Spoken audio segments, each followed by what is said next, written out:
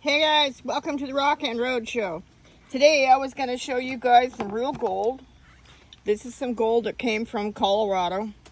I'm going to try and get this stupid iPhone to function again. It's not doing its thing again, so we're going to try some more stuff. So see if we can get it to fit. There you go. These are real nuggets I found in Colorado. Well, still can't get the iPhone to do anything. Just, it's bipolar today. Here we go. Colorado gold nuggets. If you look closely in the light, you will see they look kind of brassy. They don't even look real, huh? They look like, I don't know, crappy pieces of brass, don't they? Guess what they look like when they're really in a rock. Same way. In a real stone, they can also look like crappy pieces of brass. Right there. I've got better ones. I'm getting it. There's a little bit of spot right there. Same thing, same exact thing. Let me see if the iPhone will let me hold both pieces at once, and we can get it actually on the channel. Let's see if that's even possible. You can kind of sort of see. There we go. Same stuff. So the show I'm doing today is an answer to an age-old question again. I've had people ask me for about 50 years. Is there gold? Have you ever seen gold in turquoise? And my answer is, yes, I have. Not only have I seen it, I've worked my butt off on it, and I own a bunch of it. This is my personal private piece. I was going to put it up for sale, and then I thought, you know what? I don't even think I can find anybody with enough money to even put the money into it and buy it for what I've got into it. I hand drilled every single one of these beads out by hand. It took me 2 to 4 hours per bead and did the whole entire strand. It took me, I don't know, months, a year, because I didn't have like all time, all at once to sit around, and I don't smoke crack, so I'm old and tired and I have other things to do with my life besides just do that. There's only 1 or 2 mines in the whole United States that actually have turquoise with gold in it. This here is from the Eagle mine in Nevada. Not too far from Royston and mine 9 and mine number 8. And you can see they have almost a Royston kind of color, almost green, very, very pretty kind of sort of. These are kind of dried out. It's because I cleaned the snot out of them the other day. I went ahead and stripped them back down and cleaned the snot out of them because I had to clean some other beads, and I showed you that on another show, another channel. I soaked them in a dish with some Dawn dish soap, some Dawn dish liquid. I got the really strong stuff, the Dawn degreaser, and decreased the snot out of them, and then I scrubbed them, and then I polished them down with a real rough piece of wool. I use rough pieces of wool material like an old sock to buff my stones and jewelry, because gold is very, very fine, and you can buff it and clean it to the point where there's nothing left to it anymore. And gold does tarnish. I don't care what anybody says to you about that. If they say it doesn't, well, they're dingbat. Because I have gold here in Texas that now looks like really crappy pieces of brass. Yeah, but I'm not going to sit there and be vain and buff it with my wool sock all day long just so I can impress somebody else. I'm not doing that. So the gold does get kind of a brassy color depending on what it's close to. If it's close to silver, it kind of sort of tends to keep its color, does pretty good. If it's with other different types of materials and minerals, like salt, for instance, it can really tarnish real fast. For instance, this was almost a choker in size necklace that I made out of these beads a long time ago, and being close to my salty skin, and I used to use a lot of lotion. Lotion runs right off you in Texas, but it doesn't in other states. You can actually put lotion on and have it stay to your body. Here's one that's really tarnished. It looks really bad. You can't even tell that's gold in there. It looks like crap. Yeah, see it? Just like an old, I don't know, brown matrix, ugly. You pop a UV or an infrared light on that real quick. You'll know it's not brass, it's gold. being next to certain minerals like salt that's on your skin is definitely going to turn your gold brassy looking and tarnishy looking. And so is being next to copper and dirt. And so that's why my gold looks so bad in Texas, because it's exposed to a lot of that. A lot of that. Yep, and by the way, if you watch any of my other channels, shows from the other days, you can see in here I have what's called the real bench beads and the original coin beads from coins. You take the two coins, you solder them together, and you make one bead. There's some right here. Real deal, real McCoy. And you'll see that these old bench beads, nail beads, are in different sizes because they're different ages. I put them together for this because it was my personal private piece. I didn't have to keep it original. I could do whatever I wanted with it. So I took pieces from other antique pieces that I have restored through the years, and that's why you'll see they're different sizes. They're all basically made the same way, but some are a lot bigger than other ones. And here's the whole lineage. How about that, huh? Just like I talked to you about yesterday, if you saw yesterday's show. Yep, the coin bead to the bench bead, nail bead, of different sizes, different shapes, and actually different ages. But this one, this particular show is a question mark answered. There is gold in turquoise found at the Eagle Mine in Nevada. And Nevada turquoise tends to be a little more greener because it has more copper in it. And gold does tarnish depending on what it's next to, what it's been exposed to in mineralization. So if you're out in the field, I have been a miner also, by the way. I do have my degree in forensic archaeology. I've been a forensic archaeologist for, I don't know, close to 30 years, something like that. I've been doing jewelry for 50 years. I'm 64. Back to mining. I've been mining for decades and decades. When you're out in the field, they tend to look a lot of times like the stuff you see in here. And then men start, and especially drug addicts, to start screaming, "Oh my God, gold! Oh my God, gold! Oh my God, gold! Oh my God, gold!" I don't scream. I don't scream till it actually looks like you can use it and set it or drill through it, then start stringing it. Because there is so much more work to get this gold out of rock. Those are whole more stories. I gotta tell you, and whole more shows. I could, hours and hours of stuff to get gold to be a piece of jewelry. Yeah. So I don't scream and get excited when I see gold in a rock.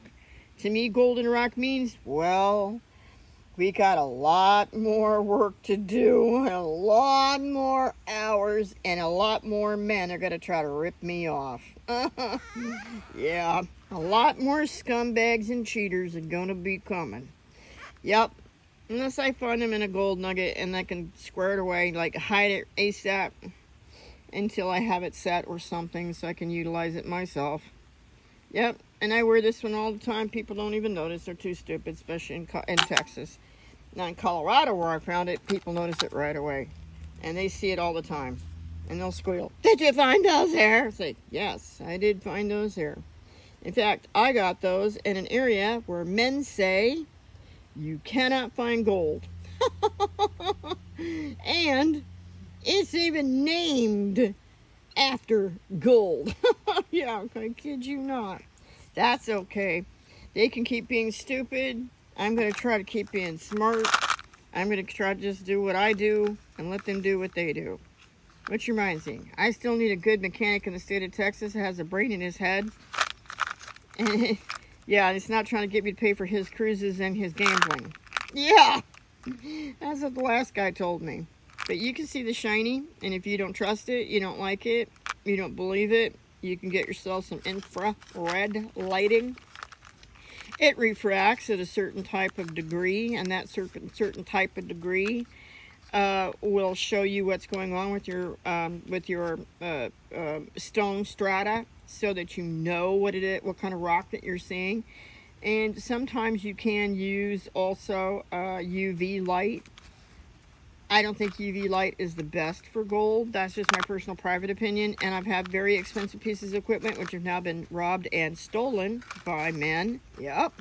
And they stole my entire my mining work truck in Colorado a little over a year ago. I lost all my mining equipment and some very precious specimens and things. Yes. Yep, stuff I took to shows, stuff like that. They stole the whole truck. Alright, so this is gold in turquoise. It does exist. There's another mine other than the Meagle mine. Eagle, like you're gonna fly like the eagle to the sea, like the song. I can't remember the name of it, and I haven't seen very much of it, and your chances of getting any of it are pretty much zero. Because that mine is a private mine, is owned by some private people, like I own my own private stuff. And as far as I know, they have not been selling any of their private stock, and they're not going to. Yeah, kind of the reason why I kind of keep this, because I've had other miner friends and miner companies and miner people that I know, and they thought it was quite amazing that I found and I got any at all either. They thought it was really incredible. And they thought that I must have gotten mine off of a personal private individual that owned the mine also. So actually I didn't. It was just a happenstance. And I'll tell you the big secret. Ready? I found a strand of just the rock in a thrift store in Colorado a long time ago. I knew what it was, and it was the holes were so tiny I couldn't strand it on anything. And so that's why I re-drilled the holes. And I like bigger, thicker holes because I can put some really cool stuff on there. This is that plastic elastic, and it stretches, and it's waterproof. That's what I have through here, but I might use like some silk like you use on pearls, or some deep sea diving cord, because I have deep sea diving cord now I got in Corpus Christi, Texas a couple of years ago. So I might put deep sea fishing line, and I might find something else I'm gonna do with it. I'm just not sure yet. But I've had to hand drill and hand buff, and actually the quartz strata down inside these was so hard. Some of these originally I was not able to get my hand drill through. Yeah, and drill by hand. You can see I drilled this one by hand because see how it has an indentation? See, there's an indent, like a bigger hole, and then it gets like to be down to a smaller hole. Yeah, because for me to do these stones, I had to start out with a bigger tool. Like when you're gonna do an inset, if you're doing like inset carpentry and you don't want somebody to see your nail holes or your screw holes, you'll start out with a bigger drill first. Then you'll go down to the smaller and inset, drop your screw, drop your nail down in. Well, that's kind of sort of how I drilled these out. But I actually had to go see a jeweler friend of mine and have him drill through, and he was like, "Oh my God, those are tough." I was like, "Yeah, I know. I did it on my hand, so I know." I use clear dishes. I had a friend of mine a really, really long time ago on the Indian Reservation said you might want to choose clear dishes because you can kind of see what you're doing a little easier. It's up to you. I always use a shallow, like a very shallow dish. This one must be like maybe 1 digit of my finger. I'm trying to get the camera to work. Probably about a half a digit of my finger deep. You don't need them big around. I like them nice and big around. Me, I do, because I can sit them in my lap and then work on them. I'm not hopefully going to lose them. Hang on to them. Stack them around. Stack them in and out of other ones. It's cheap, quick, and easy. If you make your own out of, like, this is my tea bottle that I was drinking out of. And it doesn't matter what kind of surface you use. I think when you're mining, a lot of people like green and blue.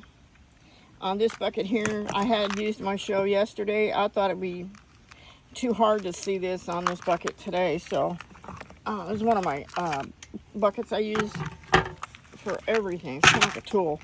I put it on the white surface today, so it's a little easier to see. So you can strand and string and drill your own. There is gold and turquoise, and you got to see some real bench beads, nail beads today. They're not called Navajo pearls. They're not called pearls. Do not disrespect the elders, and do not disrespect tribes. Do not disrespect history and culture. It is the reason why we are all here, all of us. So anyhow, it's going to take all night long for this to download to my YouTube channel, because I've had this YouTube channel for about 5 years. They've decided I can't go live. I have to start all over again. Yeah, I need 1,000 followers, and I have like 2. Yeah, so if you can click and subscribe, that'll help. If you want to buy any of my jewelry I have for sale, I have some great stuff. It's on eBay. It's called TequilasunTrading, all capital T's. Oh, and I might discuss this sometime also on a different show. I use antique buttons on the back of mine for the loop. And all you do is find a hook or make a hook and hook right up underneath your button, and you're good to go. This is an old antique Spanish button I have had for forever. I've had it so long, I don't remember where I got it anymore. I got it off a used shirt sometime in my lifetime. And so that's it for today's show, because it'll take all night long now for this to download. So you guys can get this one show. Yeah, I kid you not. And I'm taking my dog swimming. It's 100 degrees today. What are you doing today that it's so hot and we're all miserable? Where are you taking your dog? Are you taking your dog swimming today?